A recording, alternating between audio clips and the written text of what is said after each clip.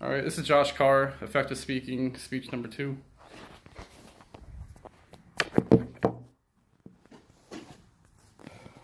All right, autonomous transportation.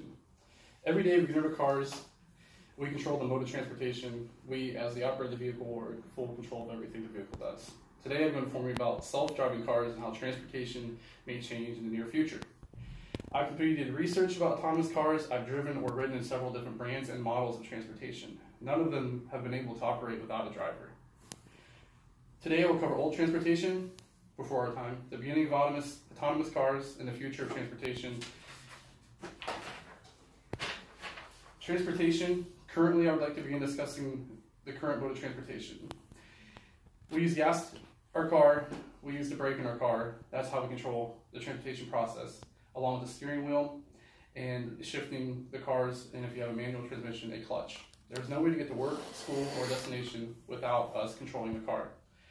The human process is needed to control your vehicle. The car requires gas to fuel an engine. The combustion of the engine is what powers the car to move. How a car works. Transportation has changed through the years, as well as the safety has been enhanced. We have come a long way from gas-powered cars only to no power steering to no analog brakes, heat entering crank windows. If you had the luxury of dealing with those cars, it's been fun. We now have lane keeping assist, lane departure warning, backup camera, blind spot warning, remote start, keyless entry. Some cars can park themselves, and now we're going into the future of autonomous cars that can drive themselves. Guide to Car Safety Futures 2016. Now that we discussed our current transportation, we will talk about autonomous cars.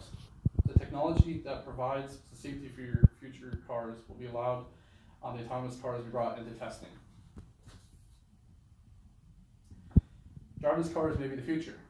Several dealers have the concept being developed now.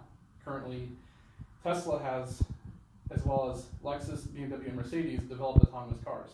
Driverless cars in the future 2018. There's still a lot of work to be done for fully autonomous cars. Elon Musk, the founder of Tesla, stated that by 2018, autonomous cars would be in production. He had delivered with the test models.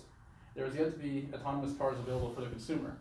There are many prototypes out there in transportation of freight that are currently being used and have had test rides. By 2019, GM will be putting a car in production that has no steering wheel at all in the car. Self-driving cars may be headed to an AI roadblock 2018. There is concern for the fact there is no driver in the cars that can react and avoid a wreck. That would be my concern. I like to have control of where I'm going and control my own vehicle that I'm in. Uber had a self-driving car that required a human to still be in the car. Unfortunately, there was an accident in Arizona where the Uber driver did not react in time. The self-driving car was unable to stop and hit and killed a pedestrian crossing the road at nighttime. That raises another concern. Where does the liability stand with self-driving cars?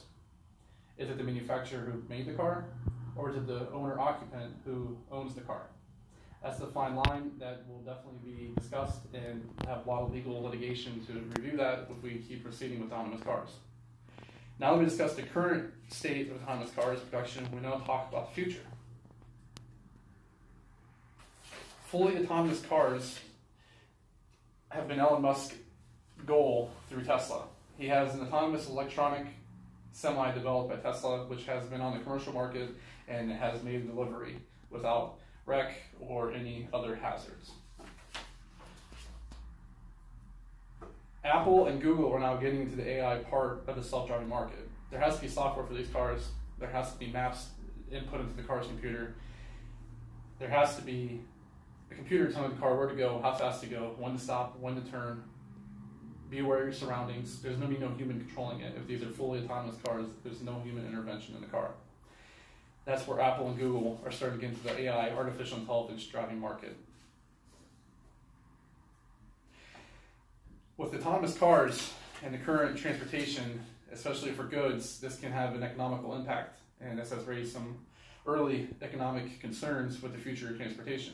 Currently, there are 1 in 8 jobs that require a vehicle for a job duty. The trucking industry is a major part of freight transportation. A lot of people drive trucks, semis, goods get delivered to grocery stores. We get our goods for Medline that has semis come, and then UPS drives them to us, and an onloader brings them into our office. If there's a large interest in autonomous trucks for delivery of goods, this may affect over 3 million people who are truck drivers and over 10 million people who hold a commercial driver's license, CDL. SureSmile 2007. Having the ability to ship goods from point A to point B without paying a driver, this may cause a large deficit in the workforce. Companies are always trying to find a way to save money, improve efficiency, and lower overhead. By not having a human being in the car and not having to pay for that driver's benefits, they can just have the car and that be it. Now I'd like to close with the following statements. We have specifically looked at transportation autonomous cars and the possibility of fully autonomous cars in the near future. I hope that I've successfully informed you about autonomous cars and that you may see one on the road sooner than later. Only time will tell how fast and how successful this technology will take off. With anything, there is good and bad. We may have safer roads, less accidents, but the autonomous technology that may make transportation safer may cause a job market crash in the transportation industry. There'd be the good though, it may open up a new market for the job market. People repair and maintenance these autonomous cars. But how much would you be able to get done in a job on your way to work if you didn't have to drive your car? People in San Francisco and big cities spend an hour and a half sitting in their car in a traffic jam. If they sat in their car, the car drove for them. That could be kind of part of their workday. They can be more efficient. I know I have a 15-minute drive to work, but in 15 minutes you can get a lot done if you don't have to worry about the road. Thank you for being my audience. There's my references, and it's the end. You can hit stop. That's perfect timing. How did you do that? I can't hit anything.